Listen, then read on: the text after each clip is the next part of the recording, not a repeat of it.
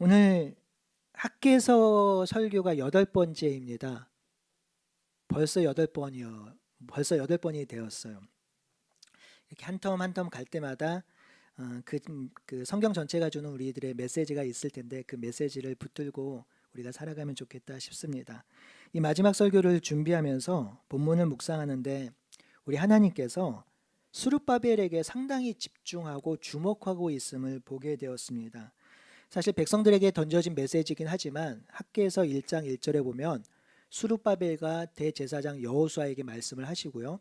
그리고 오늘 본문 마지막에 또 학개가 스룹바벨에게 말씀하시는 것으로 학개서가 마무리가 됩니다. 그러니까 처음과 마지막이 전부 다 스룹바벨에게 하신 말씀이 바로 학개서의 말씀입니다. 뿐만 아니죠. 2장 4절에 보면 스룹바벨에게 스스로 굳세게 할지어다가 하면서 스룹바벨에게 담대한 믿음과 강한 확신을 붙들라고 하나님께서 권면하기도 하셨습니다. 이렇게 용기와 힘을 주시면서 하나님은 지금 스룹바벨에게 상당히 집중하고 있습니다. 왜 이렇게 하나님께서 스룹바벨에게 집중하고 있을까요? 반복적으로 그에게 메시지를 던지고 있을까요? 그 이유는 여러 가지가 있겠지만 스룹바벨을 부르는 호칭에서 찾아볼 수 있겠습니다. 오늘 본문에 보면 스룹바벨을 21절에는 유다 총독이라고 부르죠. 그런데 23절에 보면 스룹바벨을 스알디엘의 아들이라고 부릅니다. 같은 한 단락 안에서 흥미롭게도 어떤 절에서는 유다 총독이라고 부르고 어떤 부분에서는 스알디엘의 아들이라고 다르게 구분해서 부릅니다. 이 호칭을 왜 굳이 구분해서 부르실까? 한 단락 안에서 잘 이해되기 어려웠어요. 그러다가 본문을 계속해서 묵상하고 있는 가운데 이유가 있구나. 왜 다르게 부르시는지 이유가 있었구나 하는 것들을 깨닫게 되었습니다. 이 본문에서 보면 하나님께서 이 호칭을 통해서 스룹바벨의 마음을 이해하시고요. 그리고 이 호칭을 통해서 스룹바벨에게 위로를 건네주고 있습니다. 그래서 이 호칭이 상당히 중요하고요. 오늘 설교 제목이 뚱딴지 같지만 유다 총독 그리고 스알디엘의 아들 스룹바벨, 그렇게 스알디엘의 아들이라고 지은 이유가, 정한 이유가 바로 거기에 있습니다. 그래서 오늘 저는 이 유다 총독 그리고 스알디엘의 아들이라는 두 호칭을 중심으로 이 호칭으로 불리는 스룹바벨의 마음, 그리고 그 마음을 알고 계신 하나님이 스룹바벨을 어떻게 위로하고 계시는지를 나누면서 학개서 설교를 마치도록 하겠습니다. 첫 번째, 21절에 하나님은 스룹바벨을 유다 총독이라고 부르고 있죠. 유다 총독은 제국 페르시아의 관리로 페르시아가 다스리던 지역에 파견해서 관리하는 관원입니다. 이 총독 관원은 페르시아 왕의 명령을 따릅니다. 그런데 예루살렘에 일어나고 있는 일련의 과정들이 심상치가 않아요. 7월 21일 초막절에 선포되어진 예언을 보니까 하나님이 하늘과 땅을 진동시킬 것이며 하나님의 영광이 충만할 것이다라고 하였습니다. 이 예언을 페르시아 왕이 들으면 어떻게 될까요? 이 예언은 사실은 페르시아의 멸망을 예언한 것도 되고, 그리고 하나님께서 이 땅을 제국을 무너뜨리겠다라는 의미도 같이 갖고 있는데요. 이 얘기를 페르시아 왕이 들었으면 어떻게 되었을까요? 뿐만 아니죠. 9월 24일, 이제 오늘 본문이 세 번째죠. 9월 24일에 정함과 부정함의 이야기, 두 번째가 지난주 설교, 그리고 세 번째가 오늘 설교인데 이 세 메시지가 한날에 선포되었어요. 하여튼 이 9월 24일에 정함과 부정함을 깨닫고 나서 정함으로 하나님께 나아가겠다고 고백 결단하였고, 그리고 성전의 재봉헌식이 있는 날이었습니다. 그런 날에 이 메시지가 전해지는데요.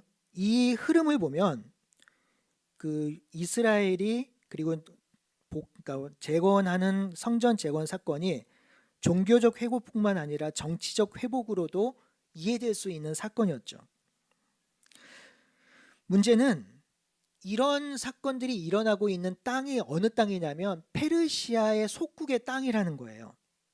고레스의 칙령으로 성전 재건을 명령받았지만 여전히 그들은 속국이었고 스룹바벨은 페르시아가 다스린 땅의 관리자일 뿐이었습니다. 유다 총독 스룹바벨의 입장에서 보면 지금 일어나고 있는 이 상황을 어떻게 이해해야 할지 잘 몰랐을 거예요. 어떤 마음을 가지고 있어야 될지 고민스러웠을 것이고 한편으로는 두려웠을 것입니다. 여러분 7월 21일에 선포되어진 학개서 2장 5절에서 9절 메시지를 페르시아 입장에서 페르시아 왕 입장에서 읽어보면 와 이거 뭐지? 영모구나, 구테타구나, 반란이구나 이런 생각이 들 수 있는 말씀이었어요. 그러니 유다 총독인 입장에서 지금 상당히 마음이 어렵고 힘든 상황 가운데 놓여 있었을 것이고요. 충분히 고민스러운 상황이었고 두려운 상황이었을 것입니다. 자칫 잘못하면 페르시아 왕이 너 일로 와 본국으로 소환 한 번만 하면 유다 총독이 없는 상황이잖아요. 그러면 성전 재건은 물거품이 될 수 있는 그러한 상황이었습니다. 그런 상황 가운데서 하나님께서 유다 총독인 스룹바벨에게 학개서 2장 5절에서 9절에 했던 말씀을 다시 한번 말씀하세요. 저는 이게 왜 반복적으로 말씀될까? 강조하려는 것이었을까? 라고 생각을 했는데 그 의미를 뛰어넘어서 유다 총독에게 다시 한번 말씀하십니다. 그리고 그 예언이 오늘 본문 21절에서 22절인데 내가 하늘과 땅을 진동시킬 것이며 그 병거들과 탄자를 엎드려 뜨릴 것이며 말과 그 탄자가 각각 그 동료의 칼에 엎드러질 것이다 라고 말씀하세요. 이 말씀은 7월 달에 말씀하셨던 그 말씀의 반복인데요. 7월 달에 하셨던 그 말씀은 경제적인 부분에 집중되었다면 이 말씀은 정치적인 부분에 집중되었다고 볼 수가 있겠습니다. 그래서 이 예언을 잘 살펴보면 페르시아를 향한 예언이기도 합니다. 그래서 페르시아라는 제국이 무너질 것이라는 예언이기도 하고요. 또 하나는 그 페르시아가 사실은 이 시기에 그 암투가 벌어지고 있고요. 내분이 벌어지고 있는 상황이었어요. 그렇기 때문에 이 예언의 말씀이 상당히 설득력이 있었던 것이고요. 또 하나는 앞으로 미래의 제국이 궁극적으로 하나님 나라 앞에 무너질 것이다라는 미래적 측면에서 예언을 포함하고 있습니다. 자세한 내용은 제가 그 학개서 2장 1절에서 9절을 설명할 때 조금 더 자세하게 설명을 드렸습니다. 결국 두 번째로 비슷한 예언을 하신 이 목적은 뭐냐면 거대한 제국은 무너질 것이다. 하나님을 알지 못했던 나라는 무너질 것이다. 그 미래가 누구 손에 달려있다? 내 손에 달려있다. 미래는 내가 인도하실 것이니 그들이 갖고 있는 힘과 권력과 능력 이 모든 것에 현혹되지 말고 하나님께 달려진 미래를 생각하고 사모하고 그거 붙들고 이겨내라고 하는 메시지가 스룹바벨에서 유다의 총독으로 들려지는 메시지였던 거예요. 얼마나 위로가 되었을까요? 제가 이 본문을 보면서 이게 우리에게 얼마나 어떻게 적용될 수 있을까 한 주 동안 묵상을 하고 있는데 지난주 목요일이었습니다. 아내하고 주택 청약에 대해서 이야기를 좀 나누었어요. 저희가 사택이 없잖아요. 그러니까 저희가 주택 청약이 되면 거길로 들어가면 교회에 짐을 덜 수 있겠다 뭐 이런저런 생각이 들었었죠. 그러다가 이제 조금 있으면 창릉 신도시 뭐 이렇게 청약이 있다고 하더라고요. 그런데 아내가 좀 알아봤나 봐요. 그래서 거기에 청약을 넣으면 융자를 얻어야 되고요.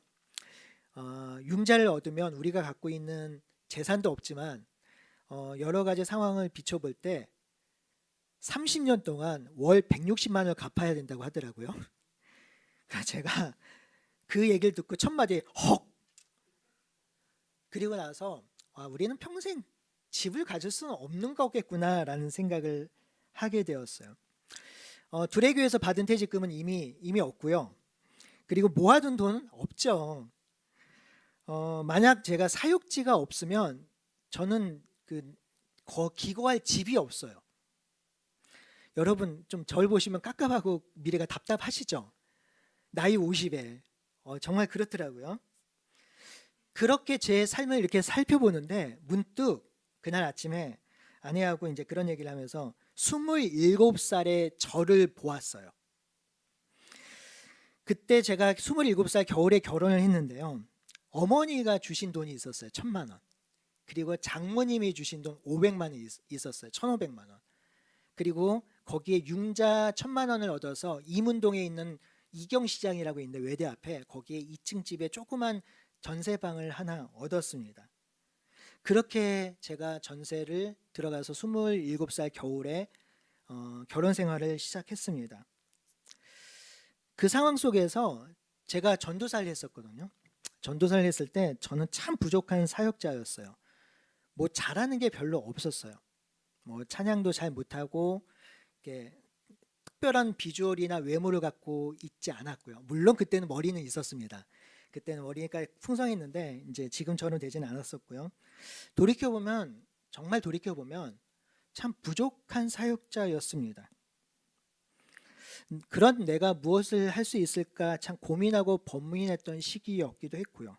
근데 그로부터 23년이 흘렀습니다. 그리고 제가 나이가 50이 되었습니다. 하나님께서 23년 동안 저희 집과 가정을 인도하셨습니다. 그리고 21년이 흐른 이후에 이곳 삼성 지역에 이렇게 멋진 교회에서 아름다운 성도들과 교회를 세우게 되었는데요. 27살의 저는요, 오늘 50의 저를 상상할 수 없었어요. 이런 일이 벌어질 거라고 꿈도 꾸지 못했습니다. 돌이켜보면 제가 27살에 생각했던 50보다 지금의 50이 훨씬 더 아름다워요.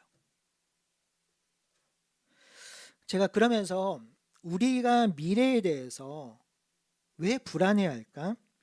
하나님이 우리의 미래를 붙들고 있다라고 말씀하시고 스룹바벨을 향해서도 그렇게 말씀하시는데 왜 우리가 미래를 두려워하고 불안해할까? 깨달음이 왔습니다. 그것은 내가 미래를 설정하고 계획하고 내가 계획하고 설정한 미래가 오지 않을까 봐 걱정하기 때문이에요. 내가 미래를 계획하고 설정하고 그 미래를 기다리고 있습니다. 그리고 그것이 이루어지지 않으면 걱정하고 불안해하고 두려워하는 것이죠. 여러분, 제가 혹시 미래에 대해서 이렇게 계획을 세웠으면 어땠을까요? 40살에 큰 교회 부목사, 45살에 더 큰 교회 수석 부목사, 50에 대형 교회 목사. 만약에 그렇게 미래를 계획을 세우고 살았다면 제가 얼마나 깝깝했을까요? 40이 됐는데 둘의 교회 부목사잖아요. 큰 교회 부목사는 아닐 거죠. 와, 난 내 인생이 왜 이 꼬라지지? 난 큰 교회 가야 되는데. 그런 생각을 아마 10년의 세월을 보냈을 것입니다. 많은 경우에 우리가 미래를 계획하고 설정해 놓고 만들어 놓고요. 그 미래가 오지 않을까 봐 걱정하고요. 불안해하고 두려워하는 게 우리들입니다. 근데 한번 반대로 한번 생각해 볼까요? 내가 기대하고 바라고 소원했던 그 미래가 아니라 하나님이 인도하실 미래를 생각해 보세요. 하나님이 인도하실 미래는 어떨까요? 여러분, 여러분의 미래를 하나님께서 인도하신다고 하셨는데 5년 뒤에 10년 뒤에 하나님께서 인도하실 미래는 어떨까요? 막 상상이 되지 않나요?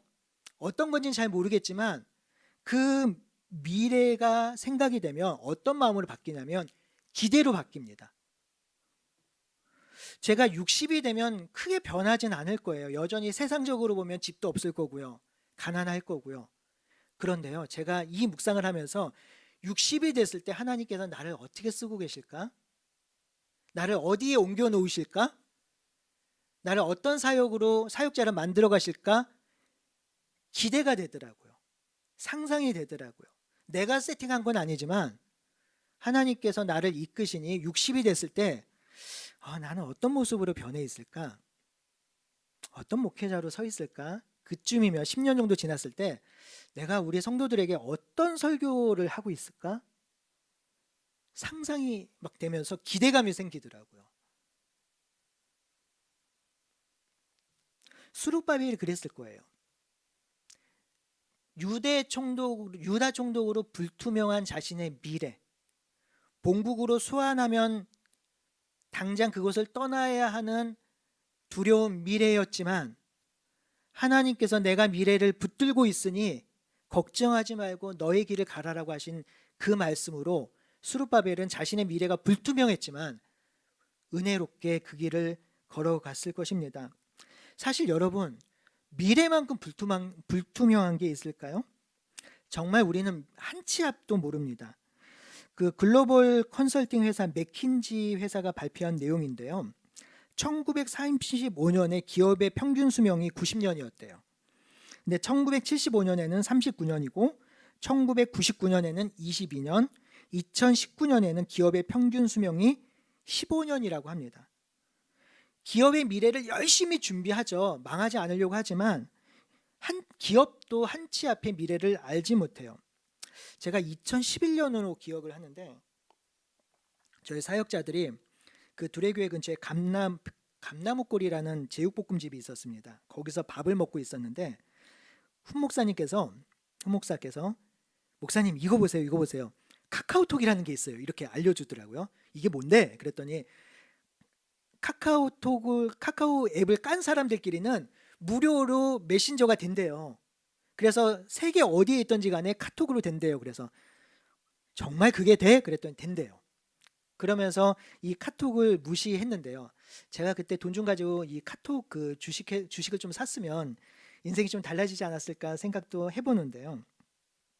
그로 지나고 나서 10년 뒤에 카톡이 세상을 지배하잖아요. 이 지배한다는 의미는 어떤 건지 아시겠죠? 카톡 없는 세상 상상이 안 되잖아요. 카톡으로 문자하죠. 그리고 그 영상 통화하죠. 내비게이션 요즘 하죠. 선물하죠. 배달하죠. 금융하죠. 우리가 생각하지 못했던 일들이 카톡 안에서 일어나고 있어요. 그런데 카톡도 10년 후를 장담하지 못해요. 세상의 미래는 예측하기 어렵고 변화무쌍합니다. 그래서 사람들이 두려워해요. 사람들은 예측하고 통제 가능한 곳에서 안도감을 느끼잖아요. 그런데 예측하지 못하고 통제 불가능하니 미래를 두려워하는 것이죠. 그래서 이 땅에 사는 사람들이 예측 가능하지 못하고 통제 불가능하니까 미래를 막연하게 계속해서 두려워하는 것이죠.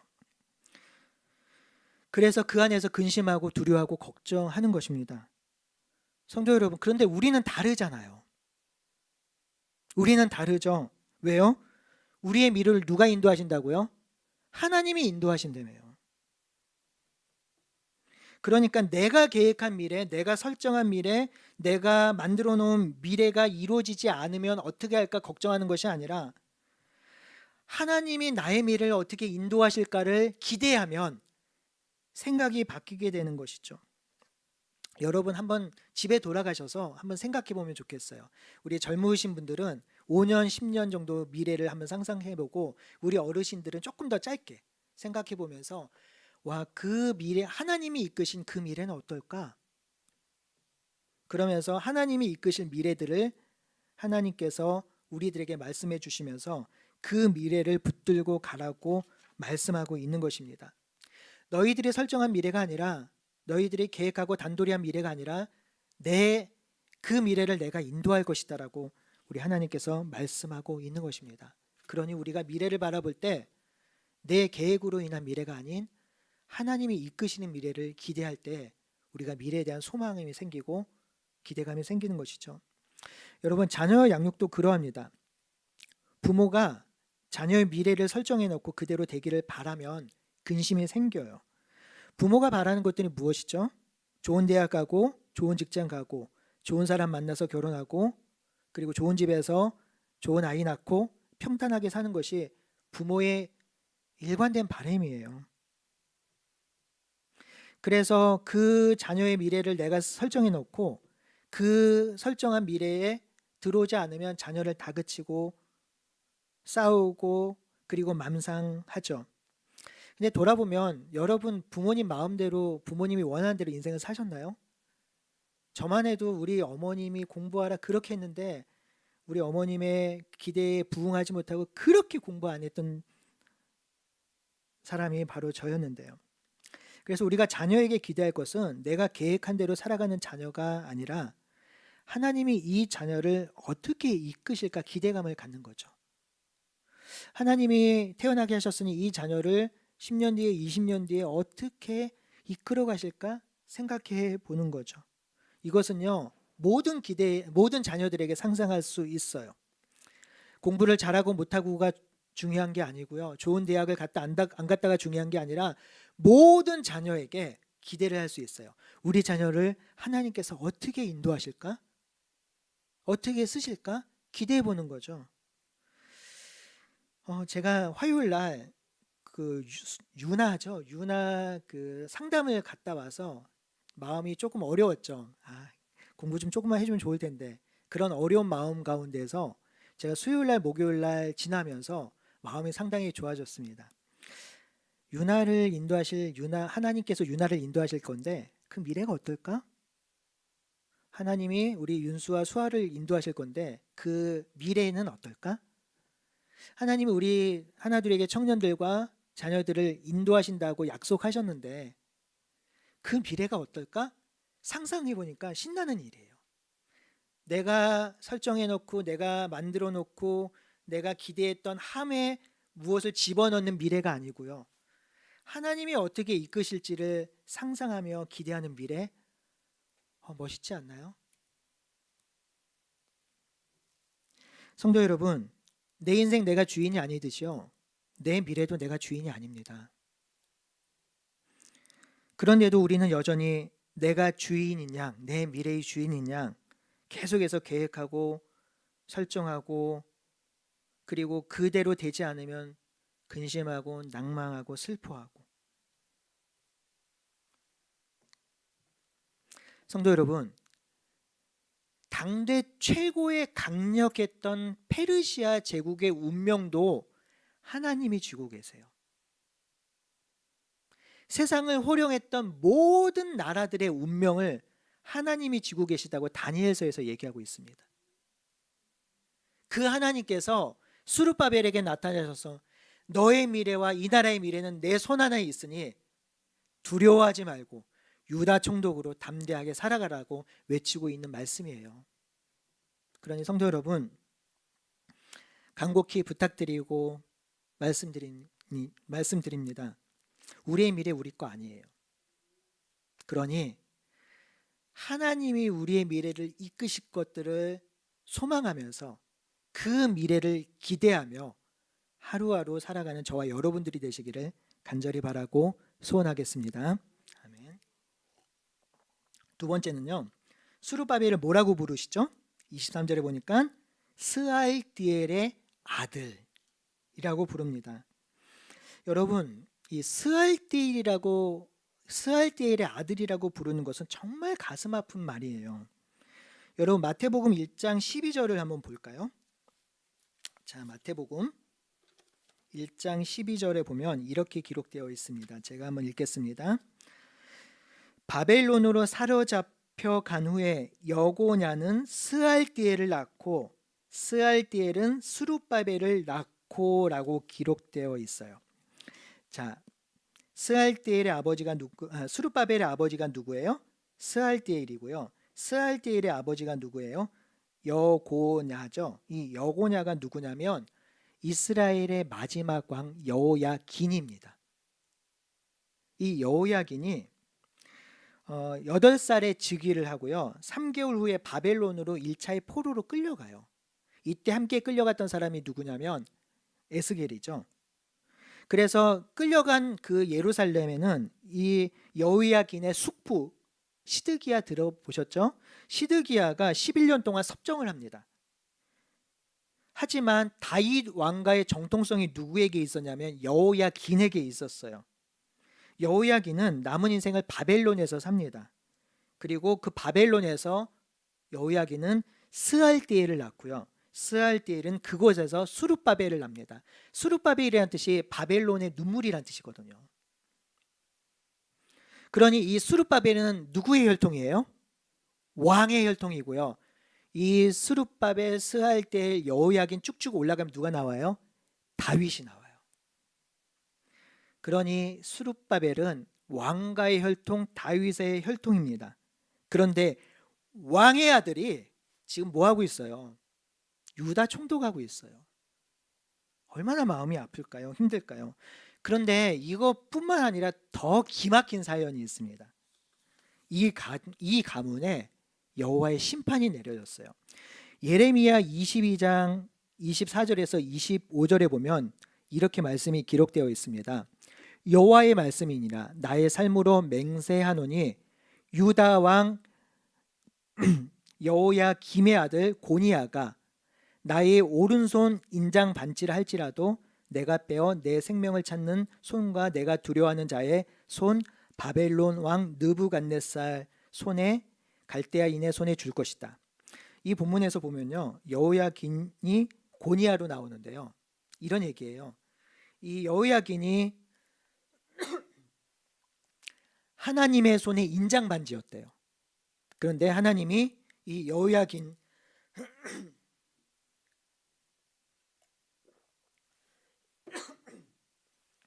죄송합니다. 하나님께서 이 여호야긴이 인장 반지였는데 이걸 빼서 누구에게 던졌다고요?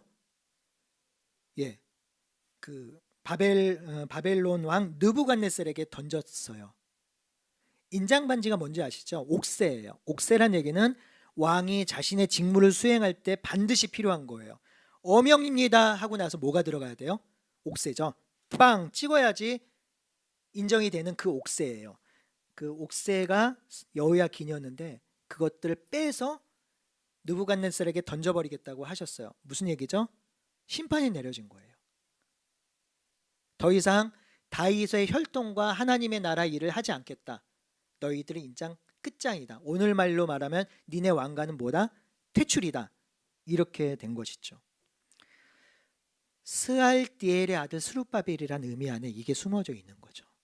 다윗의 자손이긴 하지만, 왕의 자손이긴 하지만, 그럼에도 심판이 내려진 비운의 왕 아닌 왕, 이자가 바로 스룹바벨인 것입니다. 이 스룹바벨하면 우리도 생각나는 게 있죠.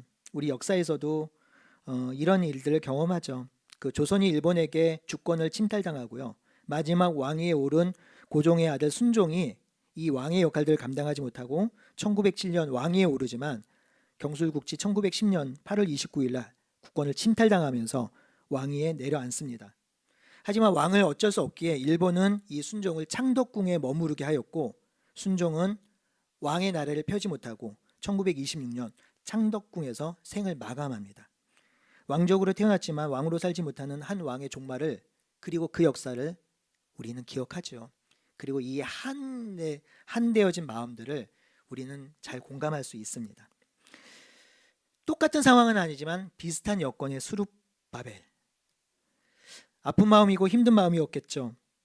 오늘날로 표현하면 마음의 상처도 많았을 것입니다. 나라는 여전히 빼앗겼고 왕의 자손인 자신은 겨우 유다 총독으로 페르시아의 관리 감독하에 있었습니다. 하나님의 심판은 여전히 유효하죠. 이런 상황 속에서 스룹바벨이 하나님 나라의 꿈을 꾸어야 하나? 무엇으로 소망을 갖고 살아야 되지? 하나님 나라의 왕으로? 아니면 페르시아에 복종하는 유다 총독으로? 지어진 성전에서 나는 어떻게 살아야 하지? 왕으로 살고 싶어도 왕권도 없고 나라도 없는, 그러니 이 스룹바벨이 느끼는 좌절과 두려움은 아마도 컸을 것입니다. 뿐만 아니에요. 스룹바벨이 페르시아에서 돌아왔을 때 이 스룹바벨이 여호야긴의 손자라는 건 다 알고 있었죠. 그렇기 때문에 돌아올 때 사람들이 스룹바벨에 주목을 합니다. 이 스룹바벨이 무엇을 할 것인가? 독립할까? 페르시아를 등질까? 와, 페르시아를 등졌다가는 나라가 산산조각 날 텐데 그런 일을 할까? 왕족인 스룹바벨은 도대체 어떤 삶을 살까? 어떤 나라를 이루어갈까? 어떻게 다스릴까를 주목했겠죠. 이 주목이 그를 어렵게 만들기도 했을 것입니다. 이런 스알디엘의 아들 스룹바벨에게 우리 하나님께서 이 상황을 아시고 위로의 메시지를 다시 한번 전하십니다. 그게 23절이에요. 그러니까 여러분, 유대 총독을 부르시면서 주시었던 예언의 메시지하고요, 스알디엘의 아들 수룹바벨에게 주셨던 예언의 메시지가 성격이 달라요. 그래서 그 예언의 메시지를 하시는데 이 23절은요. 구약 말씀을 능통했던 사람들은 이 말씀이 어떤 의미를 가지고 있는지 대번에 알아차릴 수 있습니다. 한번 볼까요? 하나님이 수룹바벨을 나의 종이라고 표현합니다. 여러분, 나의 종하면 제일 먼저 떠오르는 사람이 누구죠? 다윗이에요. 하나님은 자신의 사명을 감당할 때 또는 구원 역사를 감당하실 때에 그 백성을 나의 종이라고 불렀어요. 그래서 아브라함도 나의 종, 사무엘도 나의 종, 다윗도 나의 종, 심지어 느부갓네살 왕도 나의 종이라고 불렀죠. 하나님께서는 스룹바벨을 나의 종이라고 부르시면서 다시 너를 들어 사용하겠다라고 말씀하십니다. 그런데 이게 언제 일어나냐면 23절 보니까 그날에 있을 예언입니다. 그날은 다른 말로 표현하면 여호와의 날이라고 하기도 하고요. 하나님의 구원 역사가 이루어지는 때를 의미합니다. 그러니까 그날에 반드시 하나님의 구원 역사가 일어날 것인데 그날에 하나님께서 스룹바벨을 세우겠다고 약속하십니다. 이 세우겠다는 얘기는 무너진 왕가를 일으켜 세우겠다는 얘기예요. 그러니까 다윗 왕가에게 내려진 심판을 철회하겠다는 얘기예요. 그런데 이것들 더 확실하게 한마디 하십니다. 제가 이걸 보면서 정말 놀랐어요. 하나님께서 뭐라고 얘기해요? 스룹바벨을 뭐라고 하죠? 나의 인장으로 삼겠대요. 이 역사적 맥락을 모르면 이 인장이 어떤 의미를 가지고 있는지 모를 텐데 인장이 뭐예요? 여호야 기니였잖아요. 그것들을 버려버렸는데 그것들을 다시 취해서 하나님의 손에 오른손에 스룹바벨을 끼우시겠다는 거예요. 버려버린 인장을 다시 취득하셔서 그 인장으로 하나님 나라 일을 하시겠다라는 거예요. 심판을 철회하시고 이제 스룹바벨 너를 통해서 하나님의 구원 역사를 다시 이루겠다. 내가 인장 다시 끼우겠다. 그래서 나의 의로운 오른손으로 구원 역사를 이루는데 스룹바벨 너를 사용하겠다라고 하는 본문이 오늘 본문이에요. 스룹바벨은 알죠? 이 인장이 얼마나 가슴에 사무치겠어요. 예레미야 읽었을 테니까요. 저 인장만 다시 하나님께서 끼셔도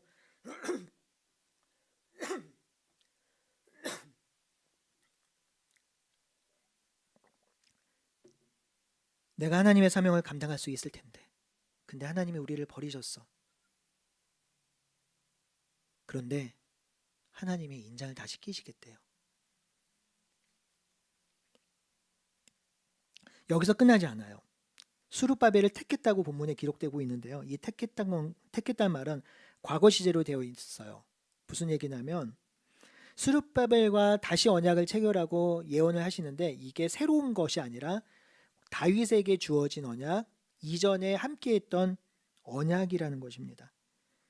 그러니까 다윗 왕가와 맺었던 언약을 이루겠다는 것이고 이전에 심판하겠다고 했던 그 메시지를 철회하고 이제 다윗의 혈통인 여호야긴의 손자 스알디엘의 아들 스룹바벨 너를 나의 종으로 삼아서 다시 일으켜 세워서 하나님의 구원 역사와 하나님 역사를 이루어갈 터이니 걱정하지 말고 낭망하지 말고 너의 신분 두려워하지 말고 거대한 제국 두려워하지 말고 하나님의 놀라운 역사를 이루어가라라고 메시지를 던지고 사케서가 끝이 납니다.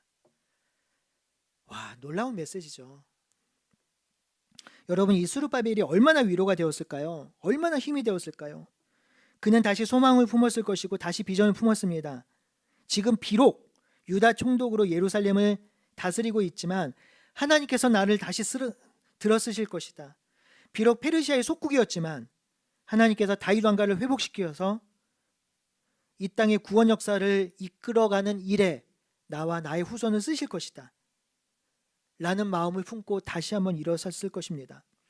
그 역사는 실제로 이루어졌어요. 마태복음 1장 보면 수룹바벨의 후손으로 누가 태어나나요? 예수님이 태어나십니다. 수룹바벨이 소망을 잃지 않는 한 수룹바벨 때가 아니어도 그 후대를 통해서 약 480년 후에 520년 후에 수룹바벨을 통해서 하나님의 찬란한 역사가 이루어진 것입니다. 이 수룹바벨을 보면서 참 좋다, 너무 멋지다, 수룹바벨처럼 우리도 하나님께서 오셔서 그렇게 얘기해 주면 얼마나 좋을까, 그렇게 생각하시는 분들이 있겠죠. 그런데요, 성도 여러분, 수룹바벨에게 소망을 주신 하나님께서 지금 우리에게 찾아오셨습니다. 사탄의 종으로 죄의 노예로 살아갔던 우리들을 하나님께서 하나님의 종으로, 여러분 23절 이 말씀을요, 우리에게 적용될 때 그대로 적용될 수 있어요. 하나님이 우리를 하나님의 종으로 부르셨습니다. 하나님이 우리를 일으키셔서 하나님의 오른손에 우리를 끼우셨어요. 우리를 인장 삼으신 것이죠. 그리고 하나님께서 이미 우리를 알고 택하여 주셔서 하나님의 자녀 삼아 주셨고, 그리고 이 일을 통해서 하나님의 나라의 역사를 이끌어 가겠다고 말씀하셨습니다. 수룹바벨에게 하셨던 그 말씀이 신약 백성인 우리들에게 동일하게 하신 말씀이고 동일하게 누릴 말씀입니다.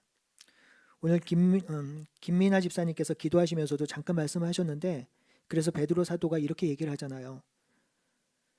너희는 택하신 족속이요, 베드로전서 2장 9절입니다. 너희는 택하신 족속이요, 왕같은 제사장이요, 거룩한 나라요, 그의 소유된 백성이라. 수룹바벨에게 했던 그 메시지 아닌가요? 문제는 이 메시지, 이 말씀을 내가 믿느냐 안 믿느냐의 차이죠.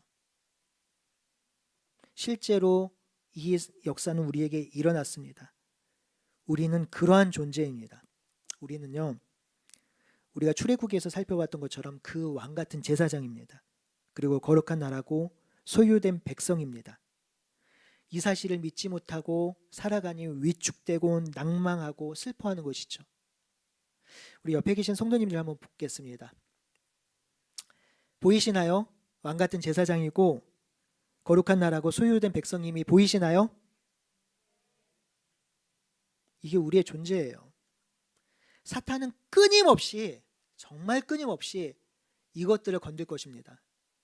너희가 가진 게 뭐가 있어? 너희의 능력이 뭐가 있어? 페르시아만큼 거대해? 제국만큼 위대해? 하지만 하나님은 그 나라에 소망을 두지 않았어요. 그 나라를 통해서 하나님의 역사를 이끌어가지 않으셨어요. 누구를 통해서? 수룹바벨을 통해서. 유다 총독 스알디엘의 아들 수룹바벨을 통해서 하나님의 구원 역사를 이루겠다고 약속하셨고, 그 약속을 믿었던 수룹바벨의 후손을 통해서 예수 그리스도가 태어나신 거죠. 우리들에게도 동일하게 말씀하십니다. 이 정체성을 가지고 살아가면 하나님께서 우리를 통해서, 우리의 후손을 통해서 이 땅 가운데 하나님의 나라와 천국에 완전히 도래할 것이라고 약속하셨습니다. 그런 우리가 그거 믿고 살아가는 것이죠. 부모가 자식 키울 때 가장 아픈 사연이 어떤 거냐면, 우리 자녀들이 자신이 얼마나 귀한 존재인지 모르고 스스로 못났다, 부족하다 여기며 살 때가 진짜 마음이 아파요. 이때 부모의 억장이 무너집니다. 여러분, 인간 부모도 이러할진데 우리 하나님의 마음은 어떨까요? 다윗의 혈통을 넘어서 그리스도의 혈통으로 하나님의 자녀로 삼아 우리를 하나님의 백성 삼아 주시고, 거룩한 제사장 나라로 하나님 왕 같은 제사장으로 삼아 주셨는데, 그런데 우리 안에 있는 부족함, 그거 보면서 위축되고 넘어지고 쓰러지고 좌절하고 낭망하고, 우리 하나님께서 얼마나 마음 아프실까요? 성도 여러분, 이 스알디엘에게 말씀하셨던 하나님의 말씀이 우리에게 임하기를 소원합니다. 여호야긴의 손자 스알디엘의 아들 수룹바벨아, 내가 다윗 가문에 내려진 심판을 철회하고 이제 다시 너를 세워 나의 인장으로 삼고 다윗 왕가와 약속한 하나님 나라의 역사를 이루어 가실 것이다 라고 하셨던 그 하나님께서 지금 우리 사랑하는 하나둘에게 성도들에게, 그리고 함께 예배드린 성도들에게 외치고 계십니다. 나의 사랑하는 자녀들아, 나의 백성들아, 죄로 인하여 죽어갔던 너희들을 내가 택하여 하나님 나라 자녀 삼아 주었고 하나님 나라 백성 삼아 주었으니, 그리고 왕 같은 제사장 삼아 주었으니, 그거 붙들고 이 땅 가운데 하나님 나라를 위해서, 주의 나라를 위해서 헌신되게 아름답게 살아갔으면 좋겠다라고 우리 하나님께서 지금도 말씀하고 있습니다. 그러니 우리 앞에 펼쳐진 미래가 때로는 눈에 보이지 않게 갑갑할지라도 낭망하지 마시고 우리가 어떤 존재인지 다시 한번 깨닫고 붙들어서 이 땅 가운데 하나님의 거룩한 백성으로 왕같은 제사장으로 살아가는 우리가 되기를 간절히 바라고 소원합니다. 성도 여러분, 이제 위드 코로나 시대로 진입하고 있습니다. 1년 8개월 정도 가정에서 영적 신앙들을 축적하고 계셨다면 이제 우리 일어납시다. 하나님의 말씀을 붙들고 다시 한번 일어납시다. 함께 예배드릴 상황 속에서 함께 예배하고 우리가 사역해야 될 부분에 성실하게 사역하고 그리고 우리의 삶과 사역들을 우리의 자녀들에게 보여주고 함께 가자고 합시다. 그래서 우리가 그런 말을 할 수 있으면 좋겠어요. 하나님의 위대한 종 하나둘에게 성도들이여, 우리 일어나 함께 당당히 하나님 나라의 길을 걸어갑시다. 이런 외침과 기도가 저와 여러분의 인생 가운데 풍성하게 흘러넘치기를 간절히 바라고 소원합니다. 아멘.